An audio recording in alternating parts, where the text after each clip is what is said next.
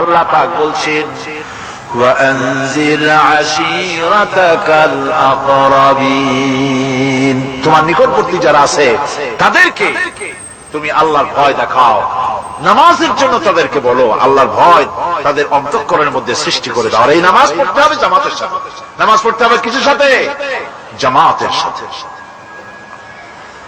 রাসূল করিম সাল্লাল্লাহু আলাইহি ওয়াসাল্লাম বলছেন, হুজুরের কাছে আল্লাহর নবীর কাছে হযরত আবু হুরায়রা রাদিয়াল্লাহু তাআলা আনহু হাদিসটি বর্ণনা করেছেন।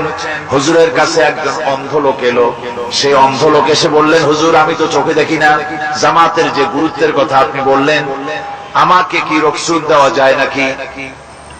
আমি অনেক সময় সাথী সঙ্গী পাই না, আমাকে কি রুখসত দেওয়া যায় নাকি? হুজুর বললেন, হ্যাঁ তোমাকে রুখসত দেওয়া গেল। অন্ধ যখন হেঁটে যাচ্ছিলেন, নবীজি তাকে আবার ডাকলেন, ডেকে জিজ্ঞেস করলেন, অন্ধ নামাজের মসজিদের আজান কি তোমার কানে যায়? বলে আমি আজান শুনি। হুজুর বললেন, আজানের জবাব দিবা, মসজিদে এসে জামাতে নামাজ পড়বা। একজন অন্ধকে রুখসত দেওয়া হয় নাই।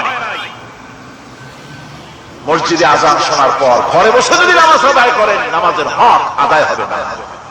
হুজুর সাল্লাল্লাহু আলাইহি ওয়াসাল্লাম বলেছেন, মসজিদে আযান হওয়ার পর যে ব্যক্তি ঘরে বসে নামাজ পড়ে, আমার ইচ্ছা হয় ঘরটা আগুন দিয়ে জ্বালায় দেয়। কে বলতেছেন? রাহমাতুল লিল আলামিন, রাহমাতুল লিল আলামিন বলতেছেন। ঘরের মধ্যে যদি মেয়ে লোক